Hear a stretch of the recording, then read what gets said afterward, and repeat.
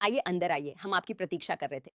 हमें पता है कि आप ये वीडियो हमारी वेबसाइट या यूट्यूब चैनल पर देख रहे हैं, क्योंकि आप जानना चाहते हैं कि इस तरह के दस्तावेज को जितनी जल्दी और आसानी से हो सके, उसके लिए सटीक कदम क्या हैं।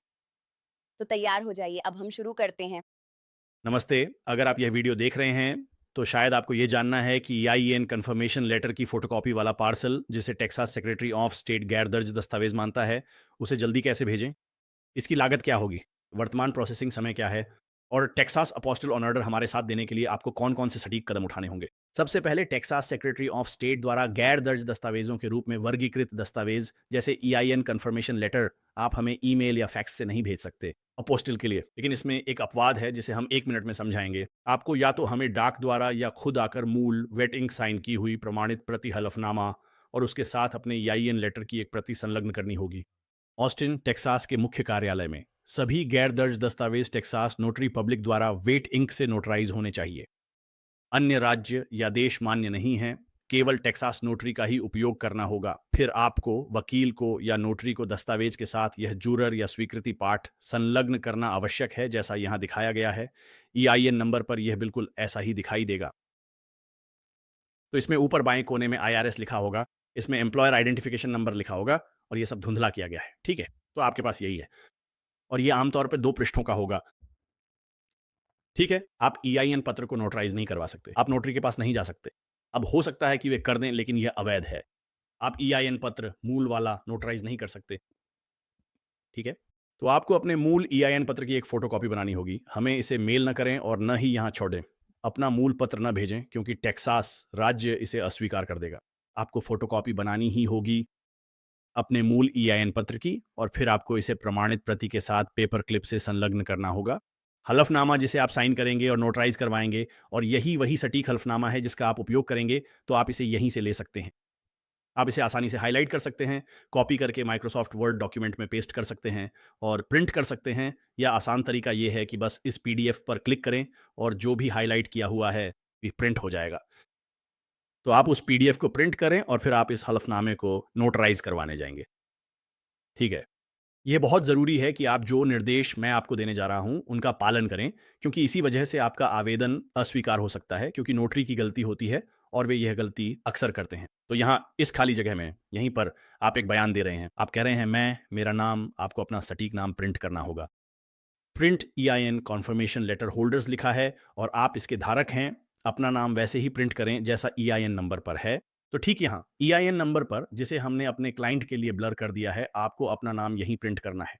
जैसे भी आपका नाम इस दस्तावेज पर यानी ईआईएन पर प्रिंट है, ठीक वैसे ही आपको अपना नाम प्रिंट करना है, और नोटरी को भी आपका नाम प्रिंट करना है, तो वहीं पर आपको प्रिंट करना है। आप वहां अपना नाम साइन नहीं करते हैं, आपको वहां अपना नाम प्रिंट करना होता है, और फिर आपको ठीक वहीं साइन करना है, और फिर ये नोटरी जुराइड है।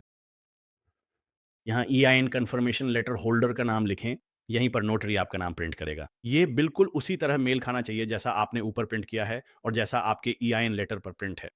अगर ऐसा नहीं हुआ तो दस्तावेज रिजेक्ट हो जाएगा। ये वह जगह भी नहीं है जहां नोटरी अपना नाम प्रिंट करता है। हमने ये गलती अविश्वसनीय रूप से होते हुए देखी है। हम कहते हैं ईआईएन होल्डर का नाम प्रिंट करें, और फिर भी वे वहां अपना नाम प्रिंट कर देते हैं, और उनकी गलती की वजह से आपका दस्तावेज रिजेक्ट हो जाता है। हमने ये भी देखा है कि नोटरी वहां हस्ताक्षर करते हैं। हमने ये भी देखा है कि कंफर्मेशन होल्डर या लेंडर का नाम वहां साइन कर दिया जाता है, जो गलत है। आपको केवल यहाँ साइन करना है, और बाकी सभी जगहों पर यहाँ प्रिंट करना है, वहाँ अपना नाम प्रिंट करना है, और फिर यहाँ भी अपना नाम प्रिंट करना है, और फिर नोटरी यहाँ साइन करता है। आप दोनों दस्तावेज साइन करें और आपका नाम वैसा ही प्रिंट होगा जैसा नंबर पर है। कुछ भी गलत होने पर सचिव कहेंगे कि ये रिजेक्ट हो सकता है। इससे आपके पैसे का नुकसान होगा और दोबारा फाइलिंग के लिए फिर से भुगतान करना पड़ेगा। हम ऐसा नहीं चाहते। बस इन निर्देशों का पालन करें, आपको 100% गारंटी मिलेगी कि टेक्सास राज्य द्वारा इसे मंजूरी मिल जाएगी। आप टेक्सास ई नोटरी या ऑनलाइन माध्यम का उपयोग करके दस्तावेज नोटराइज करा सकते हैं। यह वीडियो कॉल से संभव है। टेक्सास या अमेरिका से बाहर होने पर हमारे संपर्क करें, पेज से साइन किया दस्तावेज अपलोड करें, जिससे आपको कुछ भी मेल करने की जरूरत नहीं होगी। आप हमारे संपर्क करें पेज पर 3 तरीकों से पहुंच सकते हैं। यहां क्लिक करें, आप उस पर क्लिक कर सकते हैं, या आप वहां क्लिक कर सकते हैं। नीचे दिए गए बटन पर क्लिक करके हमारे Texas apostille on order form page पर पहुंचें और इसे ऑनलाइन भरें। फिर इसे प्रिंट कर प्रीपेड फेडेक्स या यूपीएस रिटर्न लेबल के साथ हमें मेल करें या फिर ड्रॉप ऑफ करें, ताकि हम दस्तावेज आपको या आपके द्वारा चुने गए किसी भी व्यक्ति को वापस भेज सकें। यदि आप ई नोटराइजेशन चुनते हैं तो आपको हमें कुछ भी मेल करने की आवश्यकता नहीं होगी। आप ये सब ऑनलाइन हमारे संपर्क पेज पर अपलोड कर सकते हैं, और हमारे संपर्क पेज पर आपको 3 दस्तावेज अपलोड करने होंगे। पहला है आपके ई नोटराइजेशन का पीडीएफ जो आपने अभी-अभी अपने ईआईएन नंबर पत्र पर करवाया है। दूसरा है फेडेक्स या यूपीएस का प्रीपेड रिटर्न शिपिंग लेबल, ये एक पीडीएफ है जो वे आपको देते हैं। और तीसरा है हमारे ऑन ऑर्डर फॉर्म पेज का पीडीएफ। जब आप ऑन ऑर्डर फॉर्म पेज पर होंगे तो प्रिंट करने के बजाय अपने कंप्यूटर की प्रिंटर सेटिंग्स में जाएं और ड्रॉप डाउन मेन्यू से वह विकल्प चुनें। वहां लिखा होगा सेव एज पीडीएफ। इससे वह पेज पीडीएफ के रूप में सेव कर दिया जाएगा, और फिर उस पीडीएफ को आप हमारे संपर्क पेज पर अपलोड करेंगे। बस इतना ही। आपको हमें कुछ भी मेल करने की जरूरत नहीं है। आपको कहीं भी ड्राइव करने की जरूरत नहीं है। आपको कहीं भी उड़ान भरने की जरूरत नहीं है। आप ये सब अपने घर से दुनिया में कहीं से भी कर सकते हैं। रूस, चीन, दक्षिण अमेरिका, मध्य पूर्व, यूरोप, मैक्सिको, कहीं से भी आप दुनिया में कहीं से भी ये काम कर सकते हैं अगर आप ई नोटराइजेशन का रास्ता अपनाते हैं। अगला है दूसरा चरण, जो है शिपिंग निर्देश। ये दूसरा चरण है। मैं आपको बताने जा रहा हूं कि आप दस्तावेज कैसे भेजेंगे। हम आपको दस्तावेज वापस भेजने की प्रक्रिया, शिपिंग लेबल बनाने और आपके ज़रूरी कार्यों पर भी चर्चा करेंगे। यह इस बात पर निर्भर है कि आप राज्य, संघीय या दूतावास स्तर के दस्तावेज ले रहे हैं या शायद तीनों ही। यदि आप किसी गैर हेग देश के लिए जा रहे हैं तो आपको लीगल प्रक्रिया अपनानी होगी, जिसे दस्तावेज वैधीकरण या एटेस्टेशन कहते हैं। और अगर यह राज्य स्तर का दस्तावेज है, जैसे वियतनाम या थाईलैंड के लिए जन्म प्रमाण पत्र, तो इसे टेक्सास राज्य स्तर पर ही कराना होगा, फिर अमेरिकी विदेश विभाग और फिर उस देश के दूतावास में। और ये तीसरा चरण है। तो मैं आपको ये सब बताने जा रहा हूँ कि आपको शिपिंग कैसे करनी है। तो अपने दस्तावेज हमें भेजने के लिए आमतौर पर केवल 2 तरीके होंगे। एक जो सबसे आसान तरीका है और जिसे हम 99% लोगों को सलाह देते हैं, और वह है ओवरनाइट भेजना, या दस्तावेज हमारे ऑस्टिन पते पर भेजें जो ऑन ऑर्डर फॉर्म पेज और शिपिंग निर्देशों पर है। या अगर आप ऑस्टिन में हैं तो दस्तावेज खुद दे सकते हैं। ये प्रक्रिया नहीं बताता जो तीसरे चरण में समझाएंगे। ये प्रक्रिया के बारे में नहीं बताता, चाहे मेल करें या खुद जमा करें। वॉक इन सेवा नहीं है। हमारे ऑफिस से तुरंत दस्तावेज और अपोस्टिल लेकर आप तुरंत नहीं निकल सकते। अपोस्टिल टेक्सास सचिव वाशिंगटन डी.सी में अमेरिकी विदेश मंत्रालय या संबंधित विदेशी दूतावास में किए जाते हैं, और हम सभी लीगलाइजेशन अपने डी.सी ऑफिस में करते हैं। डी.सी में सभी विदेशी दूतावासों में, जहां दुनिया के 99% विदेशी दूतावास स्थित हैं, हम ये सब करते हैं। तो अब मैं आपको बताने जा रहा हूं कि आपको क्या करना है। तो अगर आप अपने दस्तावेज हमें मेल करने जा रहे हैं तो कृपया पोस्ट ऑफिस का इस्तेमाल ना करें। यूनाइटेड स्टेट्स पोस्ट ऑफिस का इस्तेमाल ना करें। वे लगातार दस्तावेज खो देते हैं। हर साल वे किसी कारण से अरबों डॉलर का नुकसान करते हैं। वे अयोग्य हैं, वे भरोसेमंद नहीं हैं, इसलिए उनका इस्तेमाल ना करें। दस्तावेज हमें मेल ना करें और न ही वापसी के लिए कहें, क्योंकि आमतौर पर उनकी ट्रैकिंग खराब होती है। बेहतर होगा कि आप फेडेक्स या यूपीएस का इस्तेमाल करें। अगर आप यूरोप, दक्षिण अमेरिका या सेंट्रल अमेरिका में हैं तो वहाँ डीएचएल भी काफ़ी लोकप्रिय है। लेकिन फिर भी सबसे भरोसेमंद और जिन्हें हम सलाह देते हैं और जिनके साथ हम हर दिन शिपिंग करते हैं और हम 10,000 दस्तावेज भेजते हैं, और हमारे क्लाइंट्स 6 महाद्वीपों पर हैं, अभी अंटार्कटिका नहीं पहुंचे हैं, वो है फेडेक्स। वे अब तक सबसे ज़्यादा भरोसेमंद हैं। अगर आप चाहते हैं कि आपके दस्तावेज ना तो खराब हों और ना ही खो जाएं, तो वे सबसे भरोसेमंद हैं। और अगर आप अमेरिका में दस्तावेज भेज रहे हैं तो वे सबसे सस्ते भी हैं। मैं आपको एक उदाहरण देता हूँ। डीसी ऑफिस भेजें ऑस्टिन टेक्सास से। ये टेक्सास के बीचों बीच है। पूरे देश में जितना दूर जा सकते हैं उतना दूर तक, अटलांटिक महासागर तक, वाशिंगटन डी.सी तक। हमें अपने डीसी कार्यालय में 2 दिन में फेडेक्स से दस्तावेज भेजने में $10 और 95 सेंट खर्च होते हैं कार्यालय में। अगर हम यूपीएस का इस्तेमाल करें वही समय लगेगा, लेकिन खर्च $40 से ज़्यादा होगा। अगर हम पोस्ट ऑफिस का इस्तेमाल करें तो खर्च $20 से ज़्यादा, लगभग $23, यानी दोगुना से भी ज़्यादा होगा। तो अगर आप दस्तावेज भेज रहे हैं तो यूपीएस और पोस्ट ऑफिस की तुलना में फेडेक्स बहुत सस्ता है। अगर आप इसे रातों रात या 2 दिन में जल्दी भेज रहे हैं तो ज़्यादातर लोग ये नहीं जानते। ये केवल तभी है जब आप फेडेक्स वन विकल्प का उपयोग करते हैं, और हमारे शिपिंग पेजों पर जो वीडियो है वे इसे विस्तार से बताएंगे। मैं इसे समझाने जा रहा हूँ। तो ये वे लिंक हैं जिन पर आपको क्लिक करना है। तो ये एक लंबा वीडियो होगा, लगभग 15 से 20 मिनट का एक और वीडियो। ये आपको वह प्रक्रिया बताएगा जो फेडेक्स या यूपीएस अपनी वेबसाइट पर नहीं बताते। हमारे पास स्क्रीनशॉट्स और एक वीडियो है जिसमें दिखाया गया है कि आप fedex.com पर प्रीपेड रिटर्न शिपिंग लेबल कैसे बना सकते हैं। या यूप्स.com पर दुनिया में कहीं से भी। तो मुझे फ़र्क नहीं पड़ता कि आप दुनिया में कहाँ रहते हैं। आप ऑनलाइन जाकर प्रीपेड शिपिंग लेबल बना सकते हैं, फिर उसे प्रिंट करके हमें भेज सकते हैं, या आप उसे डाउनलोड करके जो पीडीएफ वे आपको देते हैं, उसे ईमेल कर सकते हैं। ये सिर्फ़ एक पीडीएफ होता है। आप हमें shipping label word document, GF, JPEG या किसी और फ़ॉर्मेट में नहीं दे सकते। आपको वही ओरिजिनल पीडीएफ चाहिए, जो यूपीएस और फेडेक्स आपको लेबल बनाते समय देते हैं। इन लिंक्स पर क्लिक करें, आपको वीडियो दिखेगा और स्क्रीनशॉट्स के ज़रिए इसे करना समझाया जाएगा, चाहे आप कहीं भी हों। ठीक है? और अगर आप अंतर्राष्ट्रीय शिपिंग कर रहे हैं, तो आपको आमतौर पर कस्टम्स इनवॉइस या कस्टम्स आपको रसीद तैयार करनी होगी। इन लिंक्स पर क्लिक करें, ये फेडेक्स के लिए और ये यूपीएस के लिए। हमारे पास पहले से भरा टेम्पलेट है, जिसे बस भरना है। फिर उस पर अपना नाम और तारीख डाल दें। बस, ये तैयार है। फिर से, ये देश पर निर्भर है। अक्सर इसकी ज़रूरत नहीं होती, लेकिन हम सावधानी के लिए यह करते हैं। अगर आप अमेरिका से किसी दूसरे देश में अंतर्राष्ट्रीय शिपिंग कर रहे हैं, तो आपको यह करना बहुत आवश्यक हो जाता है। मेक्सिको जैसे देशों के लिए फेडेक्स को शायद इसकी ज़रूरत नहीं होगी, लेकिन दुनिया के अधिकांश हिस्सों में कस्टम्स के नियमों के लिए यह दस्तावेज होना आपके लिए अनिवार्य है। और फिर एक और बड़ी बात यह है कि आप शिपिंग लेबल पर हमारा नाम नहीं डाल सकते। मैं फिर से दोहराता हूं, आप हमारे नाम, फ़ोन नंबर, पता, इनमें से कुछ भी अपनी शिपिंग पर कहीं भी नहीं डाल सकते। जब हम इसे आपको वापस भेज रहे हैं, तो वह शिपिंग आपके लिए है। तो हमने आपके दस्तावेज़ का अपोस्टिल कर दिया है और अब आप चाहते हैं कि वह आपको किसी लॉ फ़र्म को या किसी अन्य देश में वापस भेजा जाए, या किसी दोस्त, परिवार के सदस्य, सहकर्मी, कंपनी या सरकारी संस्था को। जहाँ भी आप चाहें कि हम भेजें, आप एक प्रीपेड शिपिंग लेबल बना रहे हैं। आप ही आयातक हैं और आप ही शिपर हैं, इसलिए आप उस पर हमारा नाम नहीं डाल सकते, क्योंकि अगर वह कस्टम्स से होकर जाता है, तो हमें उसका बिल आ जाएगा और हमें सच में इसका बिल आता है, सैकड़ों डॉलर का। ये हमारा नहीं है, इसलिए अगर आपने उस पर हमारा नाम डाला, तो हम आपके दस्तावेज़ आपको वापस नहीं भेजेंगे। इसे ऐसे सोचिए जैसे आप किसी को लिफ़ाफ़ा भेज रहे हैं और ऊपर बाईं ओर पता लिखते हैं। संयुक्त राज्य अमेरिका में आप प्रेषक का पता डालते हैं, मतलब अगर आपने जिस पते पर भेजा है, वह गलत है। जहाँ डाकघर डिलीवर नहीं कर सकता, वे वह डाक आपको वापस कर देंगे। यही हम आपसे माँग रहे हैं। आप बस हमारा पता वहाँ नहीं डाल सकते, आपको कोई भी पता डालना होगा। ये फ़र्क नहीं पड़ता कि वह क्या है। आप अपने दोस्त, परिवार के सदस्य, सहकर्मी या किसी व्यवसाय का पता डाल सकते हैं, कोई फ़र्क नहीं पड़ता। आप बस हमारी जानकारी वहाँ नहीं डाल सकते। बस जानकारी भरें। लोग भेजने और पाने वाले दोनों जगह अपना ही पता डाल देते हैं, जैसे आप खुद को भेज रहे हों। अगर आप इसे यूरोप भेजना चाहते हैं और आपका कोई दोस्त अमेरिका में है, तो बस उनका पता दे दें। फिर से, ये केवल तभी है जब आपका डॉकिंग आपको वापस लौटाया जाए। उन्हें वापसी के लिए एक पता चाहिए। कस्टम्स के लिए भी एक पता ज़रूरी है, ताकि भुगतान न होने पर वे बिल भेज सकें। इससे कोई फ़र्क नहीं पड़ता। आप बस हमारा पता मत डालिए, ये आसान है। इन दोनों में आप इस पर क्लिक करें, हम इसका मतलब और तरीका बताएँगे। जब आप फेडेक्स या यूपीएस पर पहुँचेंगे, जब आप ऑनलाइन कर रहे होंगे, वे पूछेंगे ये कहाँ से भेजा जा रहा है। आप बस हमारा पता या फ़ोन नंबर वहाँ नहीं डाल सकते। ये बहुत ही आसान है। लोग रोज़ ये करते हैं, कहते हैं हम नहीं कर सकते, पर आप कर सकते हैं। आप इसे सही नहीं कर रहे। हमारे निर्देश मानकर इसे ऑनलाइन करें। फेडेक्स या यूपीएस स्टोर न जाएँ, क्योंकि अक्सर उन्हें जानकारी नहीं होती। आप इसे बस ऑनलाइन कर सकते हैं। हम हर दिन दुनिया के अलग-अलग देशों से ही ये काम करवाते हैं। आप ऑनलाइन लेबल बना सकते हैं, हमारा पता इस्तेमाल किए बिना। क्योंकि फिर से आप ऑनलाइन लेबल बना रहे हैं और आप ही इसके लिए भुगतान कर रहे हैं, हम नहीं। हम तो बस आपके लिए फेडेक्स, यूपीएस या डीएचएल पर इसे जमा करवा रहे हैं। इसलिए आप हमारा पता नहीं डाल सकते, क्योंकि तब हम तकनीकी रूप से फेडेक्स, यूपीएस या डीएचएल की नज़र में तब हम आयातक बन जाते हैं।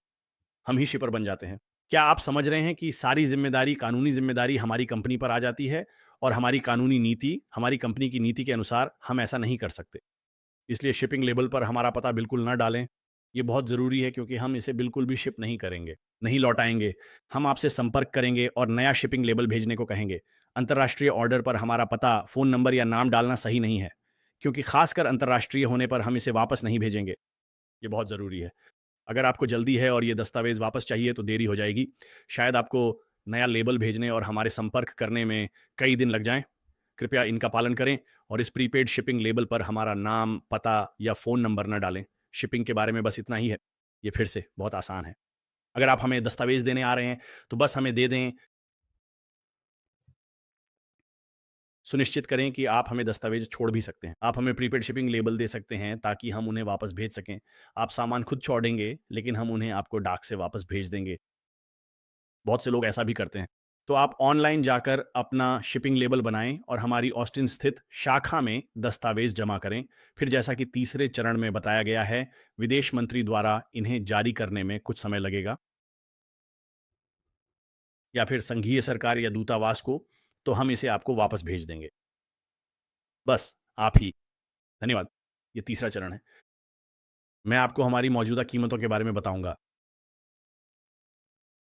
और अगर आप हमें दस्तावेज सौंपने वाले हैं और आज यानी 30 नवंबर 2025 तक हमारी कार्यपूर्ति अवधि यही है, तो अगर आप हमें दस्तावेज सौंपने वाले हैं तो कैसे?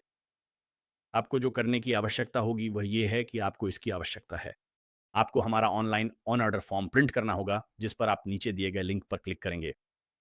इस पे क्लिक करके आप हमारे ऑन ऑर्डर फॉर्म पेज पे पहुंच जाएंगे और यही फॉर्म आपको ऑनलाइन भरना है और फिर उसे प्रिंट करना है। और वहाँ एक और वीडियो भी है जो आपको बताएगा कि ऑर्डर फॉर्म कैसे भरना है और बाकी सारी जानकारी भी देगा। तो अगर आप अपने दस्तावेज हमें डाक से भेजने वाले हैं, तो आप हमारा ऑर्डर फॉर्म प्रिंट करें और फिर उसे अपने दस्तावेज़ों के साथ, जैसा कि हम स्टेप 2 में बताते हैं, हमें भेज दें। अगर आप हमें खुद आकर दस्तावेज़ व्यक्तिगत रूप से देने वाले हैं, तो इससे प्रक्रिया तेज़ नहीं होती और मैं इसके बारे में आगे बताऊँगा। अगर आप हमारे ऑस्टिन ऑफ़िस में दस्तावेज़ जमा करने जा रहे हैं, जो हमारा एकमात्र स्थान है, ना ह्यूस्टन, ना डलास, सिर्फ़ हमारा ऑस्टिन ऑफ़िस, आप अपने दस्तावेज़ जमा कर सकते हैं। तो अगर आप ऑस्टिन क्षेत्र में रहते हैं, तो आपको हमारा ऑन ऑर्डर फॉर्म प्रिंट करना होगा और उसे अपने दस्तावेज़ों के साथ लाना होगा। और अब मैं आपको हमारे कट ऑन ऑफ टाइम्स के बारे में बताने जा रहा हूं, ताकि आप उसी दिन की सेवा ले सकें। इसका मतलब है कि हम आपके कानूनी दस्तावेज टेक्सास सेक्रेटरी ऑफ स्टेट के पास दाखिल करेंगे। अगर हमें आपके दस्तावेज दोपहर 12 बजे तक मिल जाते हैं सेंट्रल स्टैंडर्ड टाइम के अनुसार, सोमवार से शुक्रवार तक किसी भी प्रमुख संघीय या राज्य अवकाश को छोड़कर, तो जब भी सेक्रेटरी ऑफ स्टेट का दफ्तर खुला रहता है और वे सिर्फ संघीय और राज्य अवकाशों से ज्यादा दिनों के लिए भी बंद रहते हैं, जैसे इस साल 4 जुलाई के बाद वाले सोमवार को भी वे बंद थे। वो कोई संघीय अवकाश नहीं था। और इस हफ्ते बुधवार को थैंक्सगिविंग से पहले वे बंद थे और वे भी कोई संघीय अवकाश नहीं था, या ब्लैक फ्राइडे ब्लैक फ्राइडे को भी वे बंद रहते हैं। ये कोई संघीय अवकाश नहीं है, लेकिन वे बंद रहते हैं। इस हफ्ते वे 3 दिन के लिए बंद हैं और क्रिसमस के लिए भी वे 3 दिन बंद रहेंगे। उन्होंने क्रिसमस ईव से पहले की छुट्टी घोषित कर दी है। उनके बंद होने पर हम आपके दस्तावेज दाखिल नहीं कर पाएंगे, कृपया इसका ध्यान रखें। तो आप टर्न अराउंड समय को लेकर जागरूक रहें। कोई भी कंपनी आपके दस्तावेज दाखिल नहीं कर सकती जब तक सेक्रेटरी ऑफ स्टेट का दफ्तर खुला ना हो। तो मैं बस ये स्पष्ट करना चाहता हूं कि अगर हमें आपके दस्तावेज सोमवार से शुक्रवार दोपहर 12 बजे सेंट्रल स्टैंडर्ड टाइम तक मिल जाते हैं, तो हम गारंटी देते हैं कि उन्हें टेक्सास राज्य में दाखिल कर दिया जाएगा। फिर उनकी टर्न अराउंड समय सीमा के अनुसार वे बदलती रहती हैं। ये हमारे नियंत्रण में नहीं है। कोई भी इसे नियंत्रित नहीं कर सकता कि दस्तावेज कितनी जल्दी प्रोसेस होंगे। अभी ये हर महीने बदलता है, जैसे दिसंबर 2025 में बदल जाएगा। तो अगर आप इसे 2026 या 2027 में देख रहे हैं, तो इस वीडियो की जानकारी को अनदेखा करें। जो कुछ भी इस पेज पे लिखा है, ठीक यहीं पर। यही वर्तमान टर्न अराउंड समय है सेक्रेटरी ऑफ स्टेट के लिए, और मैं इसे हमारे उदाहरणों के साथ समझाऊंगा। तो अभी के लिए नवंबर 2025 में सेक्रेटरी ऑफ स्टेट को दस्तावेजों पर अपोस्टिल जारी करने में 0 से 2 कार्य दिवस लगते हैं, और मैं समझाऊंगा कि 0 दिन का क्या मतलब है। ठीक है, तो हम यहाँ कुछ परिदृश्य देते हैं। तो अगर हमें आपके कागजात डाक या ड्रॉप ऑफ के जरिए दोपहर तक मिल जाते हैं, तो हम आपके दस्तावेज दाखिल करेंगे, तब यह संभव है। हालांकि निश्चित नहीं है कि सेक्रेटरी ऑफ स्टेट आपके लिए जारी कर देंगे। संभव है कि उसी दिन जारी हो जाए। तो उसी दिन का मतलब है 0, यानी हमें आपका दस्तावेज उस दिन दोपहर तक या उससे पहले मिल जाता है। हम उसी दिन उसे दाखिल करेंगे और वे संभवतः उसी दिन जारी कर सकते हैं। हम उसी दिन आपको वापस डाक से भेज देंगे, यही 0 दिन है। इसके अलावा या फिर हमारे द्वारा दाखिल करने के बाद उन्हें आपको जारी करने में कम से कम 2 कार्य दिवसों तक का समय भी लग सकता है। ठीक है, तो मैं यहाँ हमारे इस उदाहरण को विस्तार से समझाने की कोशिश करने जा रहा हूँ। परिदृश्य 1, हमें आपके दस्तावेज सोमवार दोपहर के समय सेंट्रल टाइम कट ओ नफ तक प्राप्त हो जाते हैं और फिर हम उसी दिन उसे जमा कर देते हैं। राज्य सचिवालय आपके दस्तावेजों पर उसी दिन अपोस्टिल जारी कर सकता है, जो कि उसी कार्य दिवस में संभव है। अगले कार्य दिवस पर भी वे यह कर सकते हैं, जो 1 या 2 कार्य दिवस हो सकते हैं। सबसे खराब स्थिति में यह आपको बुधवार को मिलेगा और उसी दिन ही डाक से वापस भेज दिया जाएगा। तो निश्चित रूप से ये सबसे बेहतरीन स्थिति होगी अगर हमें आपका दस्तावेज दोपहर 12 बजे तक मिल जाता है। ठीक है। दूसरा उदाहरण ये है कि अगर हमें आपका दस्तावेज दोपहर 12 बजे के बाद मिलता है, तो अगर आप हमें डाक, यूपीएस, फेडेक्स या डीएचएल से भेजते हैं, या दोपहर 2, 3 या 4:55 तक हमारे ऑफिस छोड़ जाते हैं, यहाँ तक कि लोग सोमवार शाम 5 बजे से ठीक पहले भी दस्तावेज दे जाते हैं, तो हम उसे केवल अगले कार्य दिवस पर ही दाखिल कर सकते हैं। हम इसे अगले कार्य दिवस में दाखिल करेंगे और फिर वे उसी दिन इसे जारी कर सकते हैं, यानी 0 दिन। वे इसे अगले कार्य दिवस में 1 दिन या 2 कार्य दिवसों में भी जारी कर सकते हैं। तो सबसे खराब स्थिति में हम इसे लेकर आपको उसी दिन डाक से वापस भेज सकते हैं, गुरुवार। तो फिर से दोनों स्थितियों में अगर हमें आपका दस्तावेज़ सोमवार को मिलता है, चाहे वो दोपहर से पहले मिले या बाद में, ये बुधवार या गुरुवार को होगा। तो फिर से सबसे खराब स्थिति में जब तक कोई ज़ॉम्बी प्रलय, ओआरसी विद्रोह या एलियन आक्रमण ना हो, अगर आप इसे सोमवार को करते हैं, तो ये गुरुवार को आपको डाक से वापस भेज दिया जाएगा। चाहे जो भी हो, इसे सोमवार को डाक से वापस भेज दिया जाएगा। तो चलिए इसे एक बार फिर समझ लेते हैं और मैं इस बात पे जितना जोर दूँ, उतना कम है। अगर आप हमारे मुख्य कार्यालय ऑस्टिन में आकर अपने दस्तावेज़ जमा करते हैं, तो यह प्रक्रिया को तेज़ नहीं करता, बजाय इसके कि आप उन्हें डाक से भेजें। हमें वे दस्तावेज़ ड्रॉप ऑफ से मिलें या डाक से, इससे कोई फ़र्क नहीं पड़ता। दोपहर से पहले या बाद में टर्न अराउंड टाइम एक जैसा ही रहेगा। बहुत से लोग हमारी वेबसाइट नहीं पढ़ते, हमसे संपर्क नहीं करते और वे ये सोचकर आ जाते हैं कि उसी दिन काम हो जाएगा और ये संभव नहीं है क्योंकि ये सचिवालय का मामला है, ये उनके ऊपर निर्भर करता है। वे तय करेंगे कि वे इसे उसी दिन जारी करेंगे, अगले दिन या 2 दिन बाद। तो कृपया जब तक आप ऑनस्टिन क्षेत्र में नहीं रहते, ये प्रक्रिया को तेज़ नहीं करता। बस अपने दस्तावेज़ हमें ओवरनाइट भेज दें, जैसा कि हम स्टेप 2 में बताते हैं कि कैसे करना है। और ये कीमतें आज की तारीख के अनुसार हैं। ये कीमतें अगले साल 2026, 2027 या 2028 में बदल सकती हैं, जब भी आप यह वीडियो देख रहे हों। लेकिन इस वीडियो में कही गई बातों पर ना जाएँ। यहाँ जो लिखा है उसी के अनुसार चलें। जो भी यहाँ लिखा है ठीक यहीं, इस समय जो भी लिखा है वही वर्तमान कीमत है। तो पहले दस्तावेज़ के लिए अगर आपको एक दस्तावेज़ को सेक्रेटरी ऑफ स्टेट से अपोस्टिल करवाना है, तो इसकी कीमत $95 है और इसमें सभी फाइलिंग फ़ीस शामिल है। तो आपको हमें कोई चेक या मनी ऑर्डर या कैशियर का चेक नहीं भेजना है। आप हमें राज्य की फाइलिंग फ़ीस के लिए पैसे नहीं भेजते और न ही आप कागज़ी कार्रवाई करते हैं। आप हमें राज्य का फ़ॉर्म नहीं भेजते। हमारे अपने फ़ॉर्म हैं और हम फाइलिंग फ़ीस का भुगतान करते हैं। तो बस $95 ही देना है, बस इतना ही। कोई टैक्स नहीं है। ये सिर्फ़ $95 फ़िक्स है। बस यही आपको देना है और अगर दस्तावेज़ एक से ज़्यादा हैं तो उसमें छूट मिलती है। ये आपके लिए एक आसान सा चार्ट है। एक दस्तावेज़ के $95, अपोस्टिल के लिए 2 दस्तावेज़ एक साथ होने पर 170, 3 के लिए 245 इत्यादि। तो ये पूरी तरह से मौजूदा कीमतें हैं। हमारे पास यही है और फिर हर अतिरिक्त दस्तावेज़ के लिए $75 लगेंगे। और जब आप ऑर्डर करने के लिए तैयार हों, तो बस इस बटन पर क्लिक करें और यह आपको हमारे ऑर्डर फॉर्म पेज पर ले जाएगा, टेक्सास अपोस्टल के लिए। और फिर से ये केवल टेक्सास के लिए है। ये फेडरल प्राइसिंग या corporate pricing, Texas corporate pricing, corporate दस्तावेज़ों के अपोस्टल या एम्बेसी फीस के लिए नहीं है। ये विशेष रूप से केवल टेक्सास सेक्रेटरी ऑफ स्टेट और टेक्सास दस्तावेज़ों के लिए है। इसीलिए वे दस्तावेज़ जो टेक्सास के नोटरी द्वारा प्रमाणित किए गए हों या वे दस्तावेज़ जो किसी टेक्स्ट संस्था द्वारा जारी किए गए हों, शहर, राज्य, काउंटी या राज्य सरकार, जैसे कि टेक्सास का जन्म प्रमाण पत्र, मृत्यु प्रमाण पत्र, विवाह लाइसेंस, तलाक का आदेश, आपराधिक record, check, driving licence, power of attorney, इस तरह की चीज़ें। तो ये तीसरा चरण है। धन्यवाद।